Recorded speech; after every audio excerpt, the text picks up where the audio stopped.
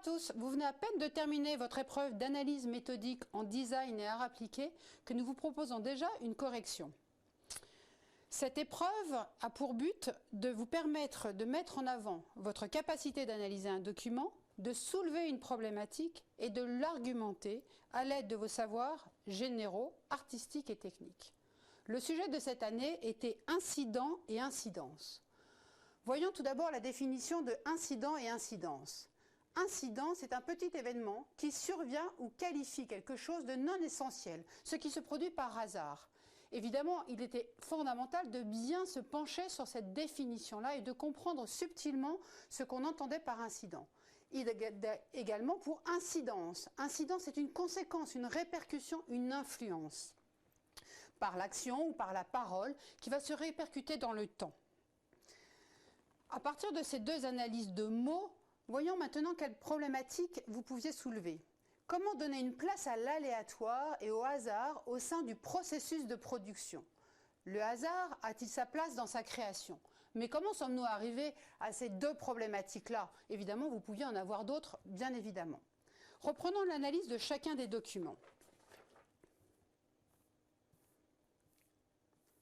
Vous aviez, vous l'avez bien vu, 4 documents. Chaque document, pour analyser, nous vous proposons de le faire de la manière suivante. Décrire la forme, la couleur et la matière, une analyse visuelle du document, le remettre dans son contexte économique, historique, social ou politique, et évidemment, voir le sens que voulait donner chacune des œuvres. Et pourquoi pas, nous vous avons rajouté des références que vous retrouverez sur la correction de Studirama.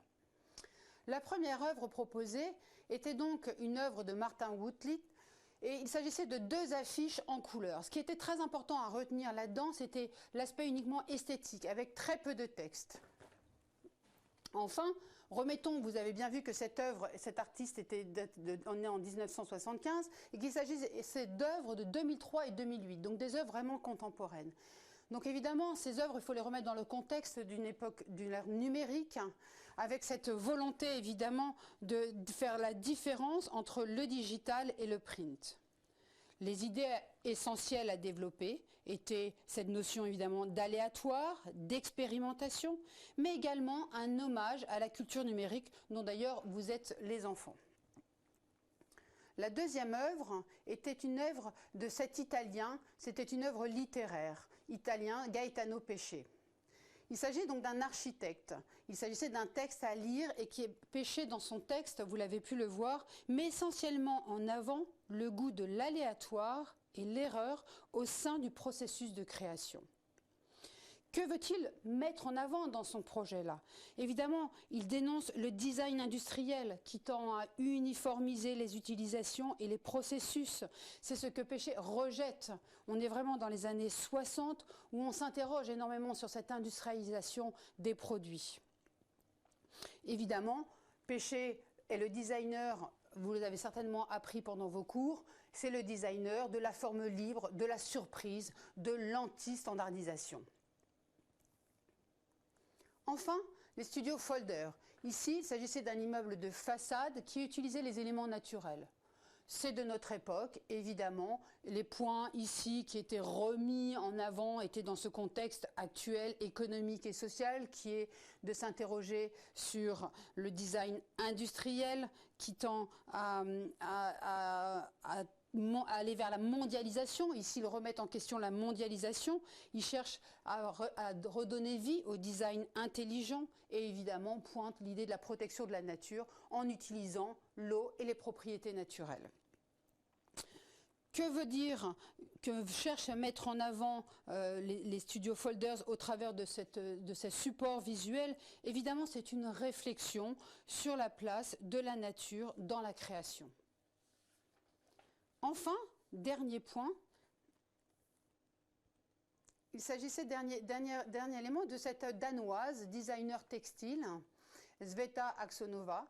Cette designer textile, c'est un projet, comme vous pouvez le voir, de 2014. Bien évidemment, vous vous êtes penché, je l'espère bien, sur chacune des dates. C'est très important et vous voyez bien qu'on a une vraie progression historique des œuvres. Ici, il s'agit, on le voyait dans le support visuel, de chemises blanches tachées de manière aléatoire. Et puis que cet artiste a retravaillé par la suite avec des techniques différentes. De quoi s'agit-il ici et quelle est son intention? Évidemment, elle interroge le processus de création, qui devient aussi important que la création elle-même.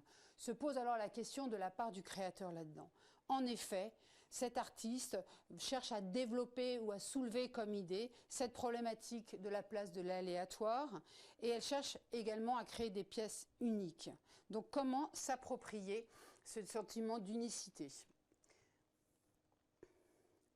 Cette analyse-là, évidemment très succincte, que vous avez bien évidemment approfondie et nourrie de références, je vous les retrouverai, comme je vous le disais, sur les corrections de Studirama. Mais évidemment, en conclusion, qu'est-ce que l'on peut dire? C'est que l'incidence peut être volontaire, mais elle est toujours aléatoire. Il permet l'incident d'insuffler de la surprise dans le processus de création, de devenir un process et d'être conservateur. Une ouverture possible était évidemment le hasard. A-t-il toujours sa place dans nos vies que l'on veut tout contrôler?